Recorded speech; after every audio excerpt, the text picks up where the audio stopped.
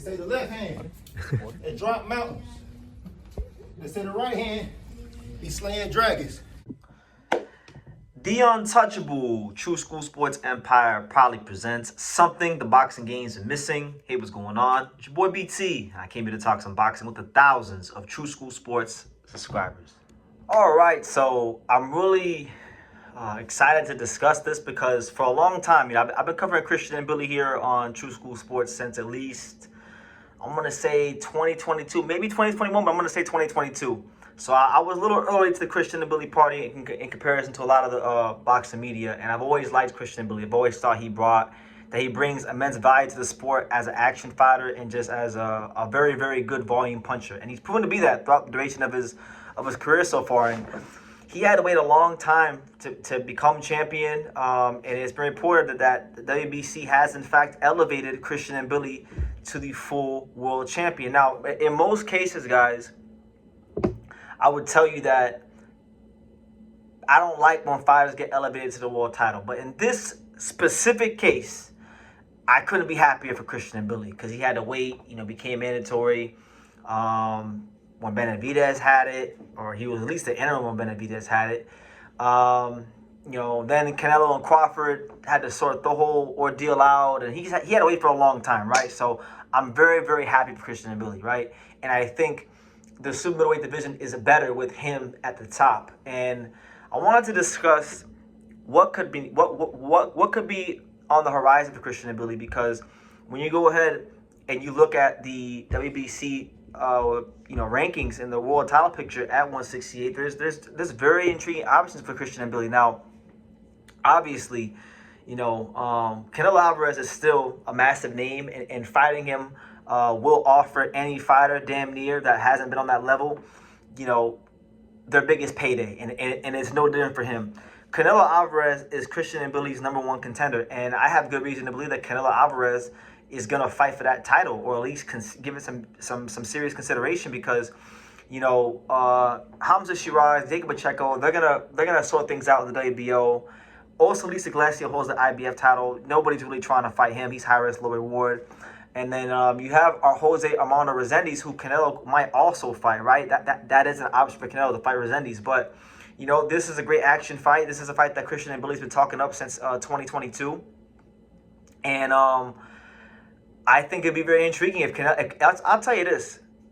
Sure, Canelo Alvarez didn't beat Terence Crawford.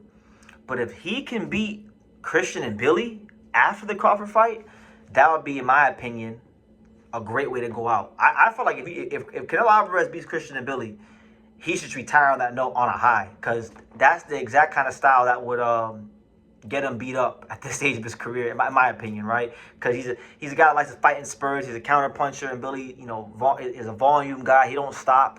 So style-wise, it's not the best fight in the world for Canelo Alvarez. So he's #1. #2, Shiraz. We know he's going the Pacheco route. But then you got Lester Martinez, right? And I want to camp out on this here for a second, because really and truthfully, Lester Martinez and Mbilli was one of the best fights of 2025. I picked Lester to win that fight. I like Lester. I wanted Lester to win that fight, but I don't think Lester won that fight. And I don't think he deserved a draw.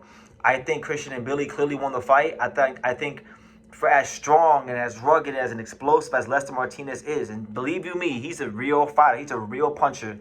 Chistian and Mbilli's pressure was just different. It was too methodical. It was too consistent. It was too, just too much for him, right?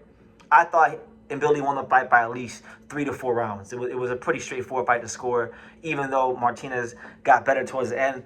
The middle round, the beginning rounds, much of the middle rounds, and even a couple of the back round, half of the last couple rounds of the championship rounds, I thought Mbilli was in control of the fight. He imposed his style of fight on the fight. But look, they got a draw. I said it back then. I said it after the fight that it was a fight that was so good, and both fighters deserve so much respect that, the rematch should be for a world title, where both guys can be in the main event, where both guys can make money. And here we have that scenario playing itself out. And Mbilli has now been elevated as a champion. Lester Martinez is one of the highest contenders in the division. And it's a situation where if Mbilli does fight Martinez next, it's going to be for more money than it was the first time around. So I'm for that. And I know Terrence Crawford has advocated for Lester Martinez to get a title shot. I think part of the reason why Terrence Crawford vacated all these titles, if I could be ever so honest, part of the reason why I believe Terrence Crawford vacated these titles, apart from the fact that, you know, there really wasn't anything left for him to do here at 68 after beating Canelo.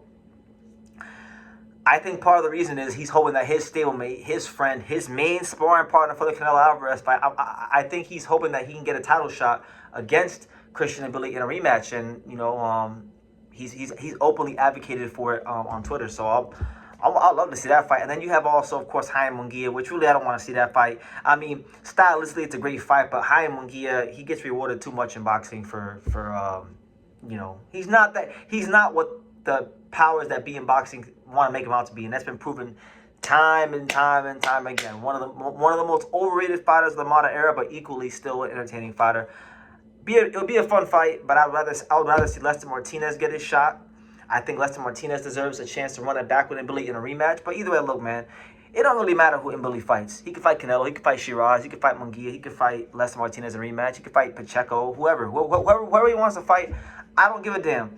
There is only a handful of fighters, maybe two handful of fighters in the whole sport of boxing that I would say are must-see TV.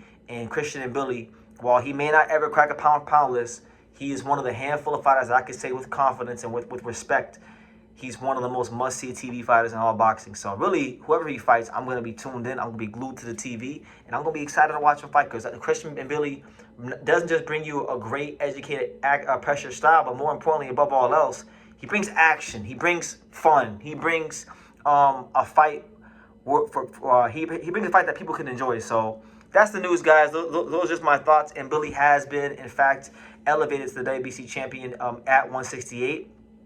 And the world is his oyster. There's a lot of great fights out there for him in the 168 division. So leave your comments down below. Make sure you guys take the time to subscribe. And like I say in every single one of these videos, you can love me or you can hate me. But I'm just a kid from Dania. So until next time, take care, guys.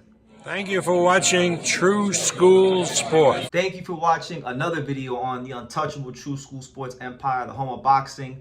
We're on the road to 100,000 subscribers, guys. So help us keep being great. Help us keep pushing out that real boxing content for the fine folks all around the world. And make sure you jab, you hook, you Mike Tyson, you Mayweather that subscribe button. Pops, show them how do they gotta hit the subscribe button. Pop, pop, pop.